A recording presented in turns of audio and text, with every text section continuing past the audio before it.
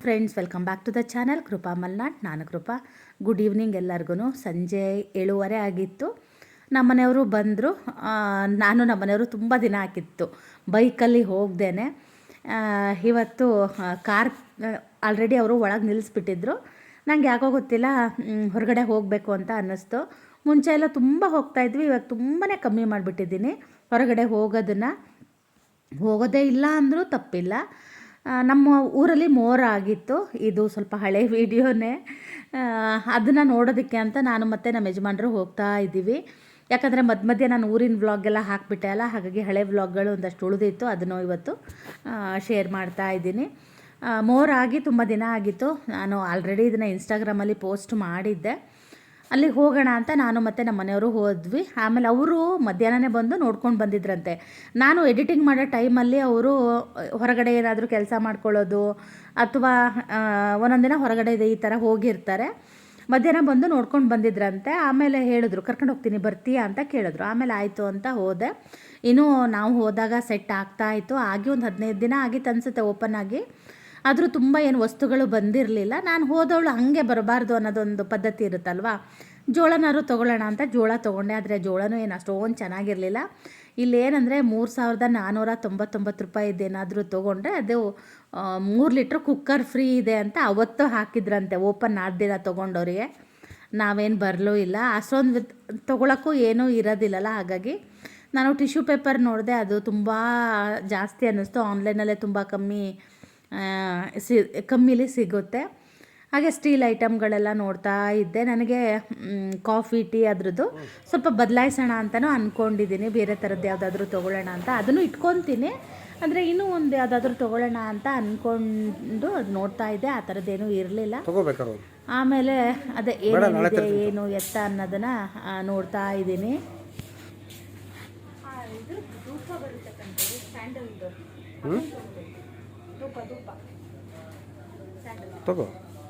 ಇಲ್ಲ, ಮೈಸೂರು ಸ್ಯಾಂಡಲ್. ಅಲ್ಲಿ ಮಾವಿನ ಹಣ್ಣು ತುಂಬ ಚೆನ್ನಾಗಿತ್ತು. ಆಮೇಲೆ ನಾನು ಒಂದು 2 kg ಮಾವಿನ ಹಣ್ಣು ತೊಗೊಂಡೆ, ಒಂದು ಜೋಳ ತೊಗೊಂಡೆ, ಆಮೇಲೆ ಸ್ವಲ್ಪ ತರಕಾರಿ ಏನೋ ತೊಗೊಂಡೆ, ನೆಲ್ಲಿಕಾಯಿ ತೊಗೊಂಡೆ, ಆಮೇಲೆ ಮತ್ತೇನೋ ಒಂದು ಪಾಲಕ್ ಸೊಪ್ಪು ತೊಗೊಂಡೆ. ಅಲ್ಲಿ ಸೊಪ್ಪು ತುಂಬ ಚೆನ್ನಾಗಿರುತ್ತೆ.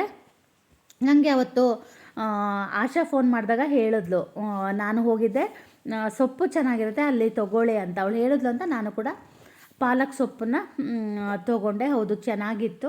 ಆಮೇಲೆ ನಾನೇನು ವೀಡಿಯೋನ ಮಾಡಲಿಲ್ಲ. ಇದು ನೆಕ್ಸ್ಟ್ ಡೇ. ಗುಡ್ ಮಾರ್ನಿಂಗ್ ಎಲ್ಲರಿಗೂ. ಜೀರಿಗೆ ನೀರು ಮಾಡಿಟ್ಕೊಂಡಿದ್ದೆಲ್ಲ ಅದನ್ನು ಕುಡಿತಾ ಇದ್ದೀನಿ. ಇವತ್ತು ತರಕಾರಿ ಎಲ್ಲ ಹಾಕಿಬಿಟ್ಟು ತಾಲಿಪಟ್ಟು ಮಾಡೋಣ ಅಂತ ಹೇಳಿ ಮಾಡ್ತಾಯಿದ್ದೀನಿ.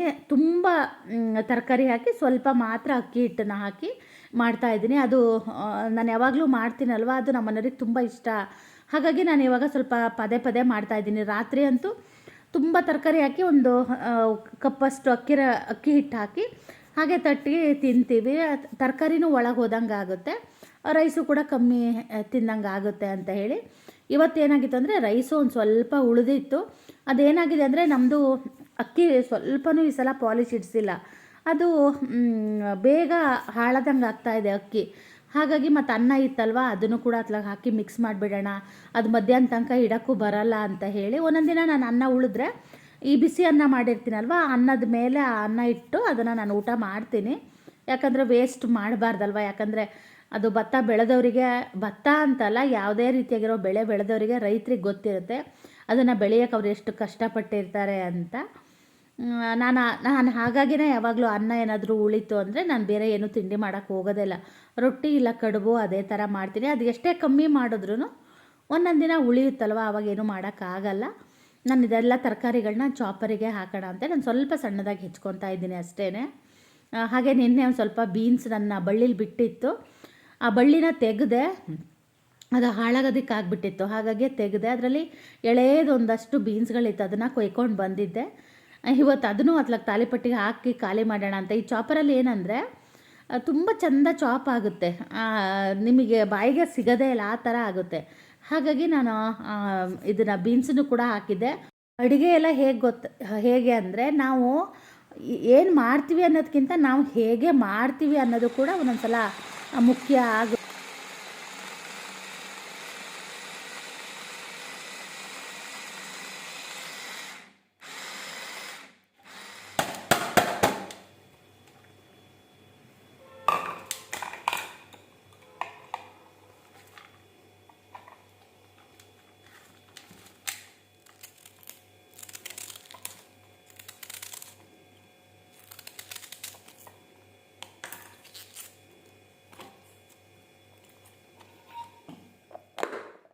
ಆಮೇಲೆ ಕ್ಯಾಬೇಜ್ ಇತ್ತು, ಅದನ್ನು ಕೂಡ ನಾನು ಸಣ್ಣದಾಗಿ ಚಾಪ್ ಮಾಡಿ ಹಾಕಿದೆ.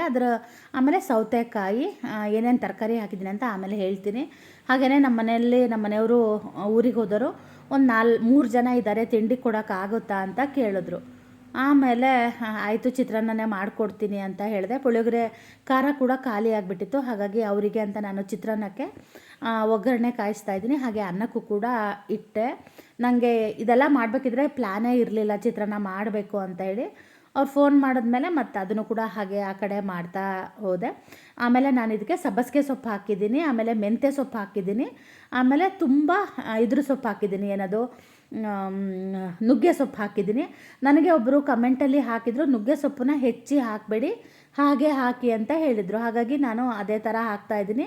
ನಾನು ತುಂಬ ವೀಡಿಯೋಗಳಲ್ಲಿ ನೋಡಿದ್ದೆ, ಕೆಲವೊಬ್ಬರು ನುಗ್ಗೆ ಸೊಪ್ಪನ್ನ ತೊಳೆಯೋದೂ ಇಲ್ಲ, ತೊಳಿಲೂಬಾರ್ದಂತೆ, ಹಾಗೇ ಅದು ಸಾರು ಮಾಡಿದ್ರೆ ಅಥವಾ ಪಲ್ಯಗಳೆಲ್ಲ ಮಾಡ್ತಾರೆ ಗೊತ್ತಾ, ಮಾಡಿದ್ರೆ ರುಚಿ ಚೆನ್ನಾಗಿರುತ್ತೆ ಅಂತ ಹೇಳ್ತಾರೆ. ನಾನು ಸ್ವಲ್ಪ ತೊಳೆದ್ಬಿಟ್ಟು ನಾನು ಕಟ್ ಮಾಡಲಿಲ್ಲ ಅದನ್ನು. ನಾನು ಅವತ್ತೊಂದು ದಿನ ಕಟ್ ಮಾಡಿದ್ದೆ, ಸ್ವಲ್ಪ ತಾಲಿಪಟ್ಟು ಸಂಜೆ ಅನ್ನೋಷ್ಟೊತ್ತಿಗೆ ಕಹಿ ಬಂದಿತ್ತು ಅಂದೆ ಗೊತ್ತಾ. ಅದಕ್ಕೆ ಅವರು ಹೇಳಿದರು ನಮ್ಮಮ್ಮ ಎಲ್ಲ ಹಾಗೆ ಹಾಕ್ತಾರೆ ಅಂತ.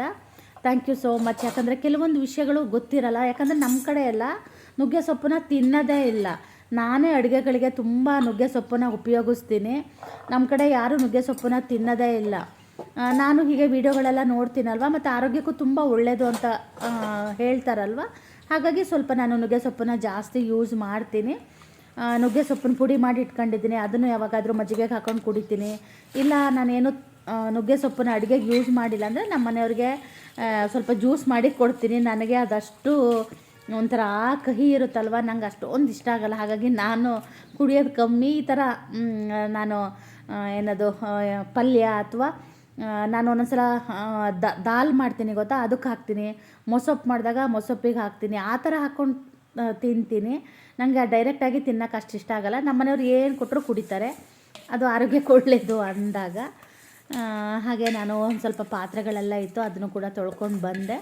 ಆಮೇಲೆ ನಮ್ಮ ಮನೆಯವರು ಬಂದಿರಲಿಲ್ಲ, ಹಾಗಾಗಿ ನಾನು ಈಗ ಅನ್ನನೂ ಕೂಡ ಆರು ಹಾಕಿ ಅದಕ್ಕೆ ನಾನೀಗ ಪುಳಿಯೋಗರೆನೂ ಚಿತ್ರಾನ್ನನೂ ಕೂಡ ಕಲಸಿ ಬಾಕ್ಸಿಗೆಲ್ಲ ಹಾಕಿಟ್ರೆ ಅವ್ರು ಬಂದರು ತಿಂಡಿ ತಿಂದು ಹಾಗೆ ಒಯ್ಯೋದಕ್ಕೆ ಆಗುತ್ತೆ ಅಂತ.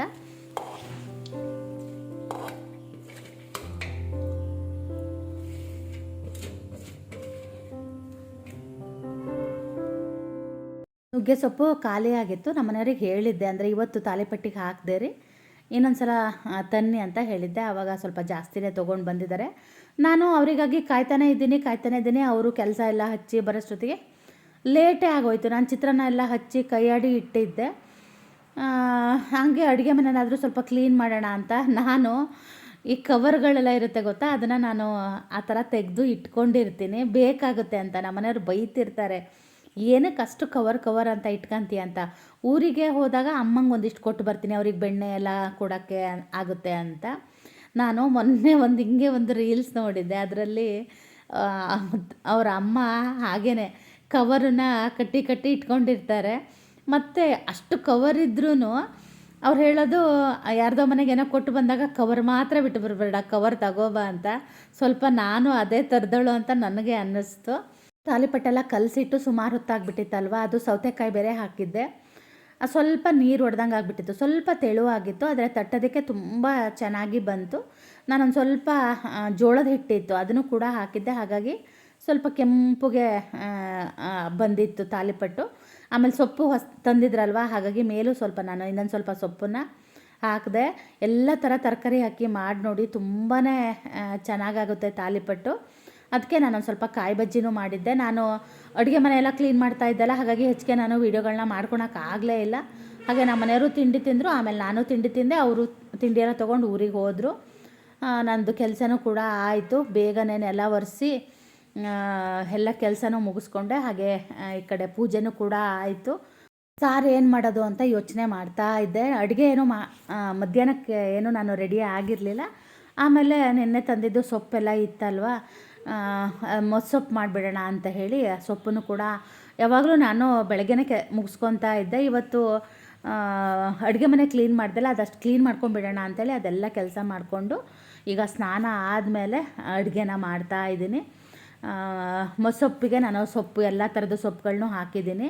ಮೆಂತೆ, ಹರಿವೆ, ಆಮೇಲೆ ಪಾಲಕ್ ಸೊಪ್ಪು ತುಂಬಾ ಚೆನ್ನಾಗಿತ್ತು.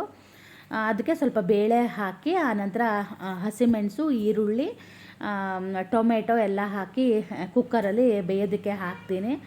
ತುಂಬ ಚೆನ್ನಾಗಾಗುತ್ತೆ. ಬೇಕಿದ್ರೆ ಇದಕ್ಕೆ ಜೀರಿಗೆ, ಕೊತ್ತಂಬರಿ ಕೂಡ ಹಾಕ್ಬೋದು. ಎಲ್ಲರಿಗೂ ಗೊತ್ತು ಮೊಸೊಪ್ಪು ಮಾಡೋದು ಹೇಗೆ ಅಂತ. ನಮ್ಮ ಕಡೆಯವ್ರಿಗೆ ಹೆಚ್ಚಿಗೆ ಗೊತ್ತಿರಲ್ಲ, ಇದನ್ನು ಮಾಡೋದು ತುಂಬ ಕಮ್ಮಿ. ಆಮೇಲೆ ಅದೆಲ್ಲ ಚೆನ್ನಾಗಿ ಕುಕ್ಕರಲ್ಲಿ ಒಂದು 2-3 ವಿಷಲ್ ಹೊಡೆಸ್ಕೊಂಡೆ. ಮೊಸೊಪ್ಪಿಗೆ ಏನು ಗೊತ್ತಾ, ಸ್ವಲ್ಪ ಬೇಳೆ ಜಾಸ್ತಿ ಹಾಕಿದ್ರೆ ತುಂಬ ಚೆನ್ನಾಗಿರುತ್ತೆ. ಆನಂತರ ಈ ಥರ ನಾನು ಸೊಪ್ಪನ್ನ ಮಸ್ಕೊತಾ ಇದ್ದೀನಿ.